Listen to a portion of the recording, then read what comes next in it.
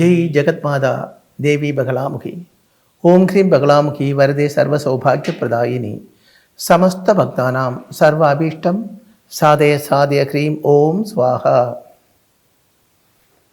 நான் முன்னாடி பேசும்போது உங்களிடம் சொல்லியிருந்தது, உங்களுடைய சந்தேகங்கள், அதாவது நான் சொல்லும் பொழுது நீங்கள் கேட்குறீங்க இல்லையா, அதில் பலவிதமான சந்தேகங்கள் உங்கள் மனசில் இருக்கும் என்கிட்ட கேட்குறதுக்காக.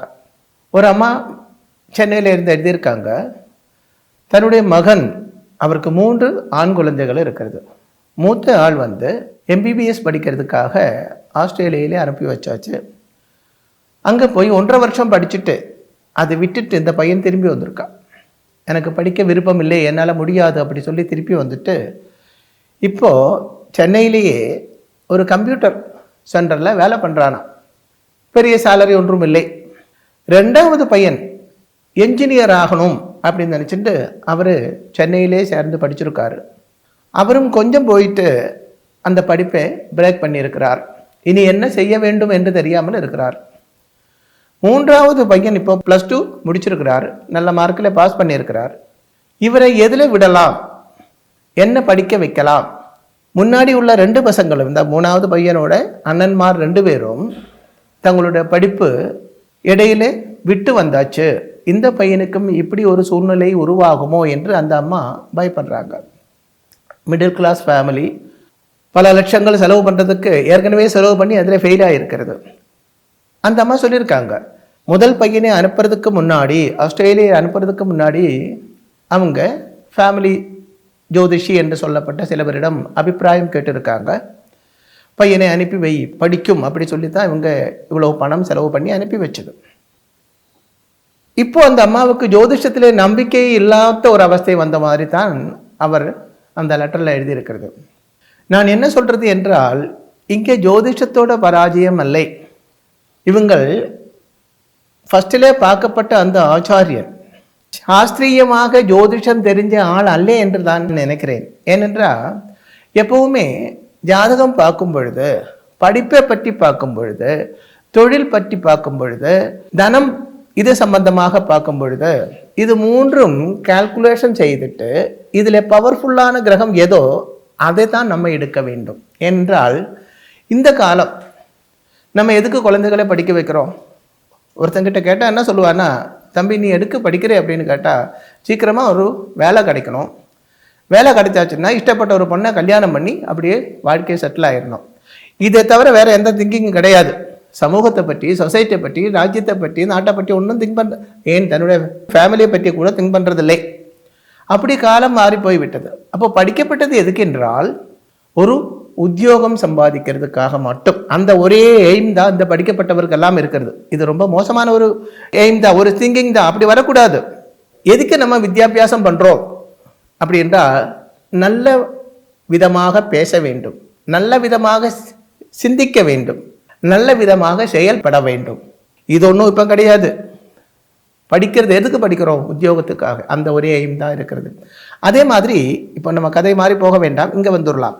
அப்போது இங்கே என்ன ஆச்சு என்றால், இவங்க போய் கேட்டிருக்காங்க ஆச்சாரியன்கிட்ட, அவங்கள ஆஸ்திரேலியா போய் படிக்கணும்னு அவன் விரும்புகிறான், நாங்கள் அனுப்புகிறோம். சரி நல்லது, நீங்கள் பண்ணுங்கோ அப்படி சொல்லியிருக்காங்க. அவர் என்ன பண்ணியிருக்கணும் என்றால், இவரோட ஜாதகம் பார்த்துட்டு அதில் 2ஆம் இடம், அதாவது லக்னத்தோட அடுத்த இடம் தன குடும்ப வித்யா ஸ்தானம்.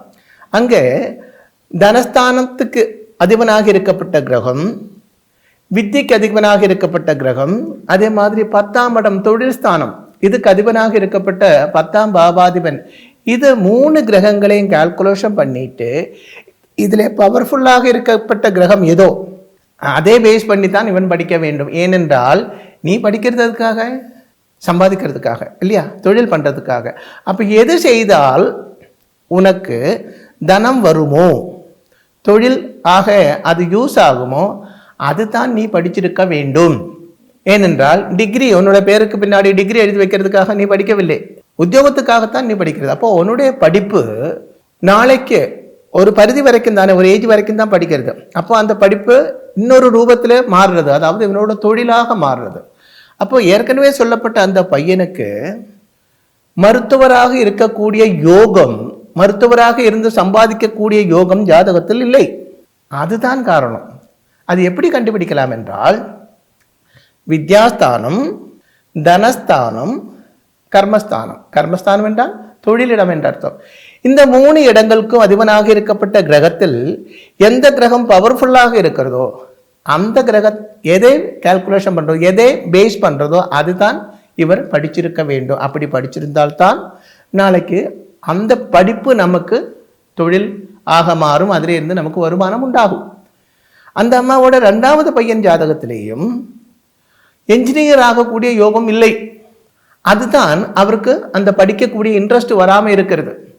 பல பேர் சொல்லுவாங்க, என்னோட குழந்தை அதாவது இது முடிச்சாச்சுன்னா, +2 முடிச்சாச்சுன்னா எல்லா பசங்களும் சொல்லுவாங்க, எனக்கு என்ஜினியர் ஆகணும், டாக்டர் ஆகணும், அப்படி தான் எல்லாரும் சொல்கிறாங்க இல்லையா? ஆனால் அந்த யோகம் முதல் ஜாதகத்தில் இருக்க சரி, அப்படி படிச்சிருந்தா கூட அது நாளைக்கு நமக்கு யூஸ் ஆகுமா, நமக்கு அதில் இருந்து வருமானம் உண்டாகுமா, அதுக்கு தகுந்த ஒரு தொழில் கிடைக்குமா, இப்படி ஜாதகம் பார்த்தால் தெரியும். அப்படி தெரிஞ்சதுக்கு அப்புறம் நீங்கள் பணம் கொடுத்து ஒரு சீட்டு வாங்கியாச்சுன்னா அது யூஸ்ஃபுல்லாக இருக்கும். இல்லை என்றால் ஏற்கனவே ஆஸ்திரேலியா போய் படித்த பையன் மாதிரி அந்த பணம் போச்சு, அந்த பணம் திருப்பி வராது இல்லையோ. அது மட்டுமல்ல, எத்தனை வருஷங்கள் வேஸ்ட் ஆகிறது பாருங்க. 4-5 வருஷம் அவன் வாழ்க்கையில் வேஸ்ட்டாக போகிறது, அவனுக்கு ஒரு நிராசை உண்டாகிறது வாழ்க்கையில். இப்படியெல்லாம் உண்டாகாமல் இருக்க வேண்டுமானால் நல்ல ஒரு ஆச்சாரியன்கிட்ட போய் நீங்கள் காட்டுங்க உங்கள் ஜாதகத்தை, உங்களோட குழந்தைகள் ஜாதகத்தை காட்டிட்டு என்ன மேற்கொண்டு என்ன படிக்க வைக்கலாம். அவன் இன்ஜினியர் ஆகணும்னு விரும்புகிறா, டாக்டர் ஆகணும்னு விரும்புகிறா, ஐஏஎஸ் ஆகணும்னு விரும்புகிறா, ஐபிஎஸ், இப்படியெல்லாம் பல பேருக்கு பல ஆசைகள் இருக்குது. இந்த ஆசைகள், இந்த கனவுகள் நடக்குமா? மனுஷன் என்றாலே மனனம் செய்யக்கூடிய கழிவுள்ளவன். மனனம் செய்கிறது என்றால் திங்க் பண்ணுறது. நம்மளும் திங்க் பண்ணிக்கிட்டே இருக்கும், கற்பனைகள் வளர்த்துக்கிட்டே இருக்கும். ஆனால் அதெல்லாம் வாழ்க்கையிலே நடக்க வேண்டும் அப்படி கிடையாது இல்லையா? இப்போ பாருங்க, நிறைய பேர் எலெக்ஷனில் நின்று தோற்று போயிருக்காங்க. முதல்ல ஒரு நல்ல ஜோதிஷியை பார்த்து நீங்கள் ஜாதகத்தை கொண்டு கேட்க வேண்டும். இது இருந்தாச்சுன்னா இப்போ நான் வின் பண்ண முடியுமா? இல்லை என்றால் எதுக்காக ஒரு கெட்ட பேர் வாங்க வேண்டும்? தோத்து போச்சு அப்படின்னு ஒரு கெட்ட பேர் வாங்க வேண்டாம் இல்லையோ? இதுக்கு தான் நமது வேத சாஸ்திர பிரகாரம் இந்த ஜோதிஷம் என்ற சாஸ்திரத்தை ஈஸ்வரன் கொடுத்துருக்கிறது. அதை பேஸ் பண்ணி இப்போ பலவித சாஸ்திரங்கள் இருக்கிறது. ஜோதிஷத்தை பேஸ் பண்ணி நியூமராலஜி, ஜெமாலஜி, இப்படி ஏகப்பட்ட சாஸ்திரங்கள் இருக்கிறது. ஆனால் அதெல்லாமே வேத காலத்திலே இருக்கப்பட்டது அல்ல, அதெல்லாம் அப்புறம் மனுஷன் கண்டுபிடிச்சது தான். ஆனால் ஜோதிஷம் என்று சொல்லப்பட்டது ஈஸ்வரன் கண்டுபிடித்தது தான். மனுஷ ராசி உள்ள காலம் வரையும், மனுஷன் உள்ள காலம் வரைக்கும் இதுக்கு அழிவே இருக்காது. அதனால நல்ல ஒரு நீங்களும் படியுங்களே. சும்மா இருந்து அந்த நேரத்தில் டிவி பார்த்து டைம் வேஸ்ட் பண்ணாம ஒரு புக்கு வாங்கி கொஞ்சம் படிங்க, நல்ல விஷயம் படிங்க, 10 பேருக்கு சொல்லிக் கொடுங்க. சும்மா இருக்கிற டைமில் உங்கள் ஜாதகத்தை எடுங்க. ஜோதிஷ சம்பந்தமாக நிறைய புக்குகள் பல பாஷைகளிலே கிடைக்கும். நீங்கள் உங்கள் ஜாதகத்தை வச்சு ஒரு ஆராய்ச்சி பண்ணி பாருங்களேன். எப்படி என்றால் ஒரு வருஷ காலத்துக்கு அந்த புக்கில் எழுதியிருக்கும், இந்த மாதிரி கிரகங்கள் இருந்தால் இன்னும் இதுன்னு நடக்கும் அப்படின்னு. உங்கள் ஜாதகத்தை வச்சுட்டு நீங்கள் ஒரு குறிப்பு எழுதுங்க. குறிப்பு எழுதிட்டு பர்டிகுலர் அந்த காலத்தில் இந்த விஷயங்கள் உங்களுக்கு நடக்கிறதா பாருங்களேன். கண்டிப்பாக நடக்கத்தான் செய்யும். அதில் நல்லதும் வரும், கெட்டதும் வரும். அந்த கெட்டது வந்தால் அதை தடுக்குவதற்கும், கெட்டது வராமல் தடுக்குவதற்கும், சப்போஸ் அது வந்து போச்சுன்னால் அதிலிருந்து வெளியில் வர்றதுக்கும் உள்ள வழிகள், அதுதான் தாந்திரிகம் என்று சொல்லப்படுகிறது. அதாவது வியாதி என்ன என்று தெரிஞ்சாச்சு, அந்த வியாதி வராமல் தடுக்கலாம். வந்து போச்சுன்னால் அதுக்கு மருந்து சாப்பிடணும் இல்லையோ? அதுக்கு உரிய மருந்து, அதாவது உச்சிதமான மருந்து என்று சொல்லப்பட்டது தாந்திரிக பூஜைகள். நம்ம வாழ்க்கையில் இதெல்லாம் ஈஸ்வரன் தந்திருக்கப்பட்டது. நமக்கு நாளைக்கு என்ன நடக்கும் இந்த பாருங்க. இப்போ நான் உங்களிடம் பேசிட்டு இருக்கேன், நீங்க இது கேட்டுட்டு இருக்கு. நாளைக்கே இதே நேரத்தில் நீங்கள் என் முன்னாடி இருந்தது கேட்கும் என்று நம்மளால சொல்ல முடியுமா? சொல்ல முடியும், ஒரே ஒரு சாஸ்திரத்துக்கு மட்டும். அதுதான் ஜோதிஷம். வேற எந்த சாஸ்திரத்தினாலே முடியாது. இப்போ விஞ்ஞானம் நிறைய வளர்ந்துருக்கிறது இல்லையோ? நிறைய வளர்ந்துருக்கிறது. ஆனால் ஒரு மனுஷனோட ஜாதகம் பார்த்துட்டு நீ இத்தனை காலம் வரை வாழ்ந்திருக்கும், இத்தனை வருஷத்துக்கு அப்புறம் உனக்கு என்ன வியாதி வரும், இத்தனை வருஷத்துக்கு அப்புறம் உனக்கு என்ன மாதிரி இருக்கும் உன்னோட ஃபியூச்சர், இப்படியெல்லாம் சொல்லணும் என்றால் ஜோதிஷம் இல்லாமல் வேற எந்த சாஸ்திரத்துக்கும் முடியாது. ஆனால் துரதிருஷ்டவசமாக இந்த ஜோதிஷத்தை ஒரு 65% ஆளுகள் துர்விநியோகம் பண்றாங்க. சாஸ்திரியமாக அது படிக்காமல், அது ஜோதிஷம் மட்டுமல்ல, இப்ப இந்த பூஜை பரிகாரங்கள், பூஜை புரஸ்காரங்கள், பரிகாரங்கள் எல்லாமே அப்படித்தான். ஒரு 75% சும்மா ஏமாத்துறது தான். அப்படி உள்ள ஆளுகள் காரணமாகத்தான் இந்த மகத்தான சாஸ்திரத்துக்கு கெட்ட பேர்கள் வர்றது. அதனால நீங்க உங்க குழந்தைகள் சம்பந்தமாகவோ, நீங்கள் சம்பந்தமாகவோ, உங்க ஃபேமிலி, தொழில், இந்த மாதிரி எந்த துறையிலே ஆயிருந்தாலும், பௌதீக வாழ்க்கையிலே ஆயிருந்தாலும், ஆத்மீய வாழ்க்கையிலே ஆயிருந்தாலும், நாளைக்கு நமக்கு என்ன நடக்கும், என்ன பண்ணினால் நமக்கு நல்லது உண்டாகும், இப்படியெல்லாம் தெரிய வேண்டுமானால் அதுக்கு ஜோதிஷத்தின் அடிப்படையிலே உள்ள உபதேசம் தேவைப்படும். இது 100% உண்மைதான். அதுக்காகத்தான் நான் சொன்னேன், நீங்களும் அது படிச்சு பாருங்க அப்படின்னு சொல்றது. ஒரு 1 இயர் நீங்க உங்க ஜாதகத்தை வச்சுட்டு இந்த புக்ஸ், அதாவது விவரமுள்ள ஆளுகள் எழுதப்பட்ட புக்காக இருக்க வேண்டும், சாஸ்திரம் தெரிஞ்ச ஆளுகள் எழுதப்பட்ட புக்காக இருக்க வேண்டும். அப்படி ஏகப்பட்ட புக்ஸ் இருக்கு. அந்த புக்குகள் வச்சு உங்க ஜாதகத்தை வச்சு ஒரு ஆராய்ச்சி பண்ணி பாருங்க. உங்க குழந்தைகளை என்ன படிக்க வைக்கலாம், உங்க வீட்டில் உள்ள ஐஸ்வர்யக்கேடுக்கு என்ன காரணம், நிம்மதி இல்லாமக்கு என்ன காரணம், குடும்பத்தில் சந்தோஷம் இல்லாம இருக்கிறதுக்கு என்ன காரணம், இதெல்லாம் அதுல தெரியும்.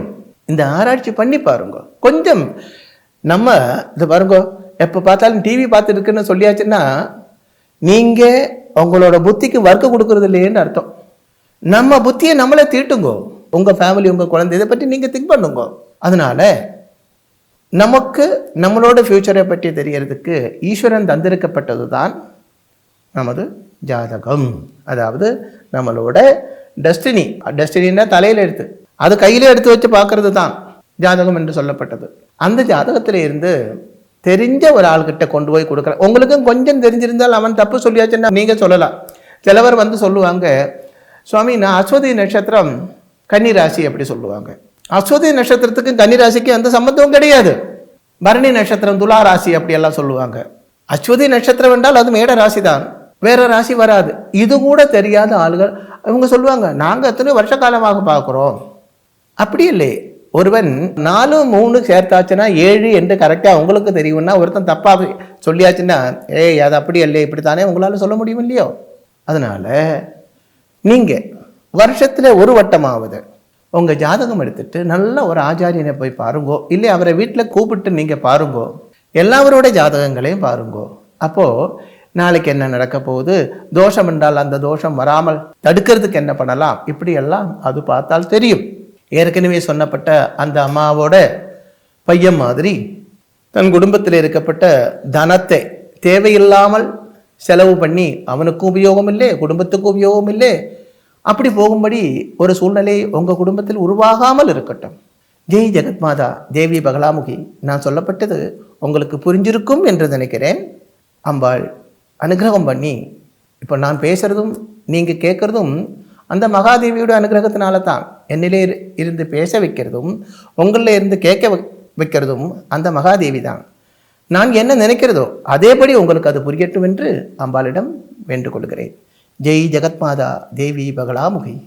ஸ்ரீ சூரியமங்கலம் அத்வைத வேத வித்யாபீடத்தில் தாந்திரீக பூஜைகளில் சிறந்து விளங்கும் பல ஆச்சாரியர்களால் அமாவாசை மற்றும் பௌர்ணமி நாளன்று சிறப்பு யாகங்கள் நடைபெறுகின்றன.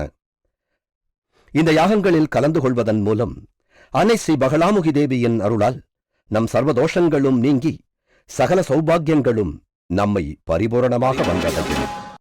ஸ்ரீ சூரியமங்கலம் அத்வைத வேத வித்யாபீடம் ஜோதிடம், பிரசன்னம், வாஸ்து, தாந்திரீக பூஜைகள் மற்றும் வேத யாகங்கள் செய்திட தொடர்புக்கு 7305442299 7305442299.